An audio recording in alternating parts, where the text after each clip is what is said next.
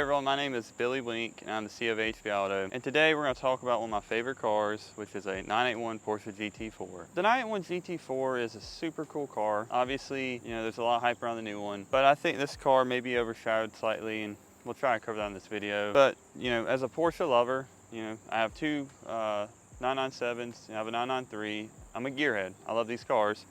I think this car is overlooked quite a bit, and hopefully in this video, we'll kind of tell you why you shouldn't overlook it, and maybe why one day it might be a better option than a 718. This car's base MSRP is $85,595. Just some basic facts about it. It's only available in 6-speed. It has a 981 Carrera S engine, not a GT engine, which some people don't love, but is what it is. So the curb weight of the car is 2954 pounds, and then 0 to 60 is 4.2 seconds.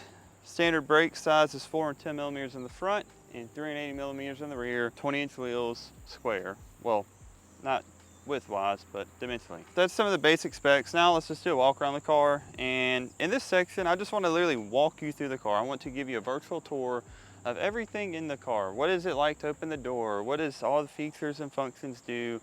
So you can see if you're looking to buy one of these, A to Z, what does it do? Just simply get in the car.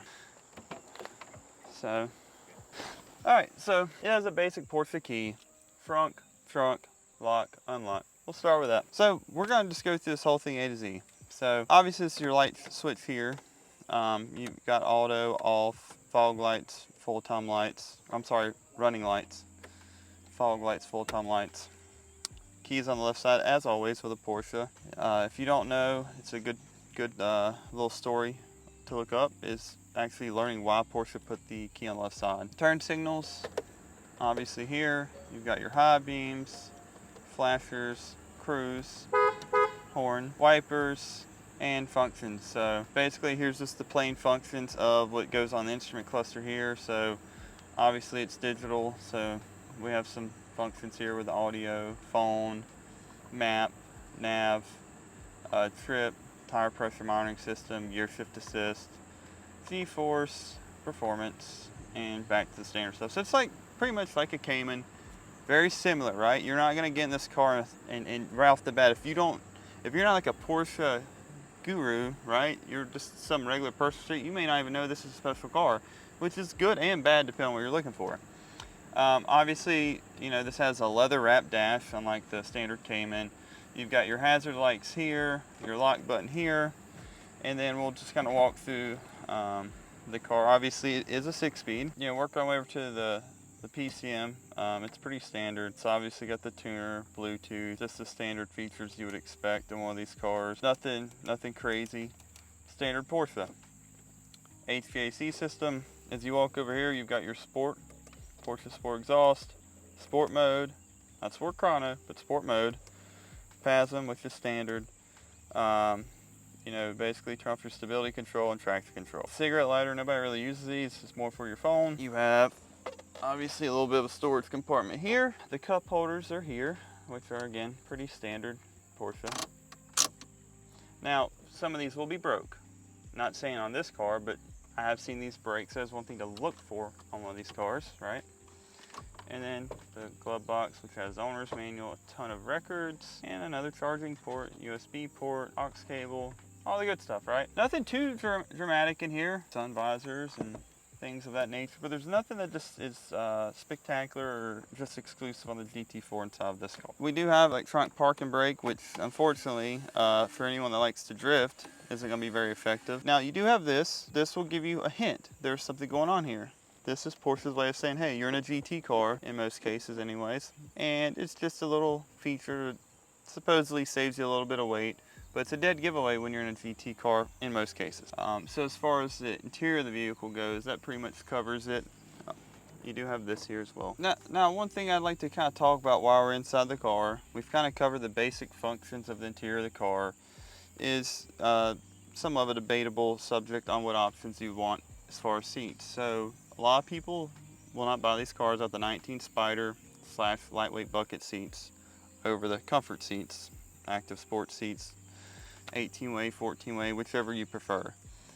I'm going to give you some feedback. So, for one, have a GT3RS. Mine has the bucket seats, carbon, love it. But, this car is way more fun to drive without it. And I'll tell you why. Big things people like to see in these cars is the carbon lightweight bucket seats. I think they look great, they're phenomenal, but just keep in mind, they're very uncomfortable, like really. And you know, I'm not a super old guy, so to speak, like I'm pretty young and flexible. I can get in and out of these cars really well, and they make it uncomfortable for me to drive. So keep that in mind. I haven't seen a dramatic change in valuations on cars as much as when these first came out. Because I think people are starting to realize, hey, yes, those seats look awesome. I want those, but they are miserable to drive in. That doesn't mean you shouldn't get them. Just know they're very stiff. Obviously, you can't recline the seat and whatnot. So, you know, just keep that in mind. If you think that you might not like the comfort of the seats, obviously these are manual seats. So if you did opt for one of these cars, this just raises you up and slides you down. And then you got the adjustment here. It does give you this though. They will allow you to have a motor in the manual seat to adjust the back. So we're just gonna give you a quick tour of what's going on under the bonnet. Obviously it's not much, but we'll show you. So right here is gonna be your toolkit. Piston, wheel lock here, and a wrench. But this is what it looks like. Here is your inflation kit. I've never seen anyone use one of these. Doesn't mean it hasn't been done, but I've never seen it. And then, aside from that, if you ever get trapped in a GT4, there is a way out. If you look right here, this handle is designed for you to jump right on out. So if you ever get locked in this car, there's hope. Over here is obviously your windshield wiper fluid. Very simple. Right there you can see your brake fluid. And I'll show you something that you may or may not know exists on this. Just slide it out. But Porsche said, here you go. There you go. Now you don't have to hold it. Then you've got your pump here for your tire inflation, your brake fluid, your battery, cabin air filter. So just a quick overview of what it looks like underneath the front panel. And I'd like to show you what's in the back. Now, great for storage. Well, if you could say that for a Porsche, it is anyways. But there's some things back here that you may or may not know exist. Right here, if you remove this, that's where you put oil in. Porsche recommends Mobil 1. We like to beg to differ. We recommend Motul. But that's where you put the oil in at. Right here is where the coolant goes. Don't open when hot. There's a couple hooks here if you want to strap anything down. I guess that's Porsche's way of saying you're probably going to be driving at high rates of speed and probably need to secure whatever luggage you have. And then under here, you also have a hook here. And there's supposed to be one here, but it looks like it may have got tucked down in here. And underneath this is your engine. And then most people don't notice this, but these are very small storage compartments. You probably won't fit much in here, but they are there for you to use if you need it. So not a lot going on in the back of the car, but just a little bit of overview of what you can expect if you were to buy the car. So I wanted to basically give you some brief stats on the car.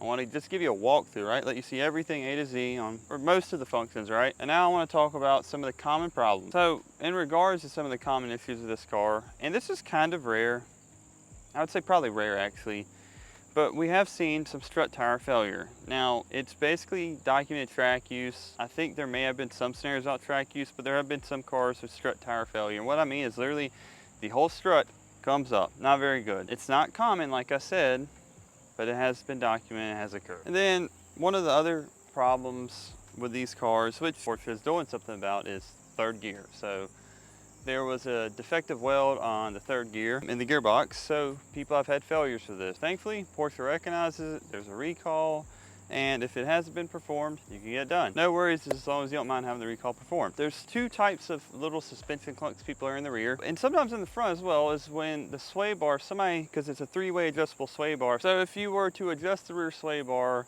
there have been instances where the bolt will come loose and cause a clunk. It can happen in the front or the rear, by the way. Just the recommended solution to this is just Loctiting the bolt. Now, you are technically supposed to replace the nut every time you adjust the sway bar. I'm not necessarily sure it's the case, just Loctite it. There's obviously a little insert in the bolt where you can put a small Allen so you can back out the sway bar nut very easily. So that's one of the common problems. Another one's a slight clunk in the rear. It's not always noticeable, but depending on your camber setup, the ride height, people have heard a slight clunk in the rear going over speed bumps. Not a huge deal, something people have experienced. Another one is the parking brake control module. There have been instances where they have failed or people have had issues with those. Again, nothing huge, just a small issue to be concerned with. So one of the common problems with the 981 engine is the belt tensioner. It's not a huge one, not super expensive, but we have seen cases where it will just slowly start to leak, in some cases collapse. But generally when you have your major service on the vehicle, obviously you'll inspect it, or your technician will, and they'll let you know if there's an issue with it. That's one of the small problems with these. Another one is the expansion tanks have been known to crack. In some cases it requires engine removal to replace those, but that's more of a Boxster Cayman thing as a whole, not just specific to the GT4s. Overall though, they're pretty reliable engines. Obviously you're gonna have your common wear items, you know, belts, you're gonna have to do fluids, engine mounts, rubber components, things like that, but as a whole, these are super good cars. We talked about the front shock tire failure. Porsche did cover the rear. They did enforce the rear shock tires. They just kind of forgot about the front. So you won't have to worry about that in the back of the car, so that's a great one. Overall, they're pretty reliable cars. They don't have a lot of huge cases of issues, but again, they are limited to about 2,500 cars. So if you think about 2,500 cars, it's not a huge sample size, but it's a decent amount. So, but that pretty much covers all the common problems. The next thing we'll kind of go over is like the maintenance items, what it looks like to own one, what the intervals are, and kind of cover those. So as far as maintenance on these cars go, it's a pretty simple schedule. Porsche recommends 12,000 miles or every 12 months for the minor service. And in a minor service, it's fluids for the engine, filter, and then basically just a full inspection of the car visually. You'll hook up the P-Wiz, scan all the diagnostic systems. You'll obviously visually inspect the tires, the brakes, the suspension, underside of the car, and just basically look for any wear items to make sure everything's operating as it should. Now I'll put a caveat on that. We recommend every 5,000 miles. A lot of the extended oil intervals now are due to EPA regulations and things like that. And so obviously the manufacturers and the EPA have to come together with a happy medium, and that's how you end up with a 12,000 mile interval. But we don't recommend that. You're more than welcome to follow that, but we recommend every 5,000. Another thing to keep in mind is people say, well, I actually only put 100 miles on my car this year and it's set for 12 months. Well, just keep in mind, moisture gets everywhere. And moisture is worse for the engine than driving it, because what happens when the car sits, moisture gets inside the engine oil and the moisture and oil will not mix. So therefore you start to have a separation, and also causes the oil to break down. So just because the car's sitting doesn't mean moisture isn't getting there and deteriorating the engine oil. We recommend running Motul 300V. With the 300V oil, there's obviously some extra zinc additives and other additives in the oil that add a little bit more protection to the wear components inside the engine. So we highly recommend running that. Obviously, Porsche and Mobil 1 have a strong partnership, but just from the research we've done and a lot of other performance companies and engineering companies have found, there's better alternatives to that. Now, intermediate maintenance is done every 2 years of 20,000 miles. It's just a little bit more in depth. It requires a brake fluid flush, cabin filter in the engine service as far as the engine oil and filters, and the same inspection. Then you have the major service, which is every 4 years or 40,000 miles. It's basically the intermediate service combined with the minor service, and then additionally the spark plugs.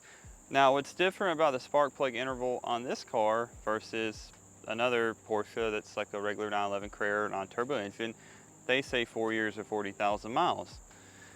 With this car, they recommend 4 years or 12,000 miles, which is essentially the minor service interval. Strange, right? We know the 981 engine is the same essentially as the, Carrera S engine, which has the same interval for the plug. So I'm not sure, if they're assuming that the cars have a lot more, abuse on the engine. That's why they recommend the shorter mileage interval. We recommend 4 years or 40,000 miles, but I would like to get some more information from Porsche on this, because there's no documentation on why they recommend 12,000. So that's pretty much the intervals. You got the 1, 2, 3, and 4 year intervals, and then it resets. But then additionally, there are a couple of one-off maintenance times that Porsche recommends, and that we recommend as well. Every 6 years or 48,000 miles, the drive belt is recommended for replacement. So that's just kind of on its own interval. Porsche doesn't recommend coolant, but we do, because we've seen water pump failure and corrosion built inside engines. So we just do every 3 years or 30,000 miles on coolant. Porsche recommends 120,000 miles or 12 years on the differential fluid, which is odd because if you look at how they're looking at that versus the plugs, it's a big gap. You would think they'd be a little bit more tight on that. We always recommend 40,000 miles or 4 years on differential fluid. And we do recommend 300V gearbox oil because it has, again, better additives to make the gearbox last longer. Aside from that, obviously get your alignment checked every year. Make sure everything's in order and proper on your alignment. But that pretty much covers the maintenance items that's routine maintenance on these cars. We obviously covered quite a few things, but we want to take a step further. We got a couple good points left to cover. We're going to go over some common upgrades, some market insights, and some of our own pros and cons. A very common upgrade on these cars is the wing risers. It obviously raises the wing a good bit. It does give you more visibility, helps with the aero, so it's a great modification. There's no preference from us on which brand you go with. It's just a common upgrade. Then you have toe links on the track. If you track the car, there is some deflection, the stock toe links, which causes the rear of the car to wander a little bit. So there's some good options out there for upgrades on that kind of just stabilize the car as you're doing hard braking and acceleration. Another good upgrade is a DSC controller. It obviously kind of affects the programming of the suspension, tightens up the car, and just makes it react better, so that's a really good upgrade. A lot of people like the done headers. We've used them on our GT4. We did have good results, and we can strongly recommend it. A lot of people will take the done header, hook it up to the sport exhaust, run a tune on it, and some BMC filters, and that's a really great combination. Pretty much the last mod that most people do is the numeric shifter and shift cables. That makes a pretty big difference in the way the car shifts and tightens it up, so that's a good one to consider as well. Consideration is, what is the market on these cars? So one of the advantages of what we do is we sell them, we service them, we're pretty engulfed in the whole market, and we pretty much know it very well. The current market as of today, based on a tool we use called vAuto, which lets us see all the cars for sale in the market for the majority, and gives us good data on when they sell, all these variables. Now, this doesn't reflect options. This entire market, the average market price is $110,500. Average mileage is about 11,500 miles on these cars, and they're sitting on the market for an average of 85 to 100 days of the 40 to 50 cars for sale. So basically what that means is if there's, we'll just say 50 cars for sale, it takes anywhere from 85 to 100 days for all those to sell. The values on these are still holding strong. Compared to the MSRP and what they're selling for, you did really good if you bought one new and paid MSRP, depending on options, of course. So that's pretty much the market insights. As far as what people are looking for in options in these cars, PCCB isn't a bad one. The 19 Spider or lightweight bucket seats isn't a bad one, and then the extended fuel tank isn't a bad one. Again, there's not a massive option list unless you're going with exclusive options on these cars, but those are some of the ones. Honestly, I would probably not get PCCBs because, you know, if you're going to drive the car hard or track it or anything like that, you have that added expense, or you could swap them out for gyro discs. That pretty much concludes the video. Just a couple of pros and cons on these cars to think about. Is some of the pros are they're very reliable for the most part, very balanced car, reasonably priced, low production, lower than 718, so it's going to keep the values going up on these cars. Resale market's pretty strong. They have a pretty strong aftermarket as far as upgrades and whatnot. It's pretty reasonable priced parts. So, and obviously future investment, if you hold on to these cars, I think they're going to hold their values and probably continue to go up because of the production. The cons, they aren't the most exotic car.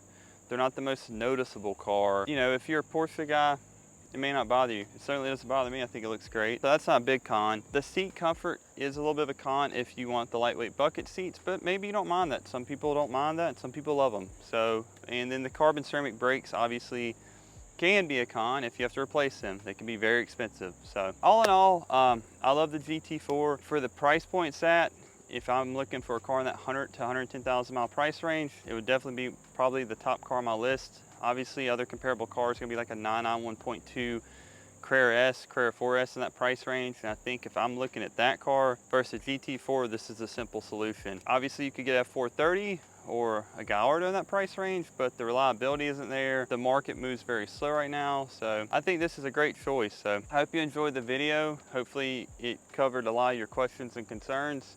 And if you have any comments, please comment below and ask. If you liked our content, subscribe, and we'll talk to you soon.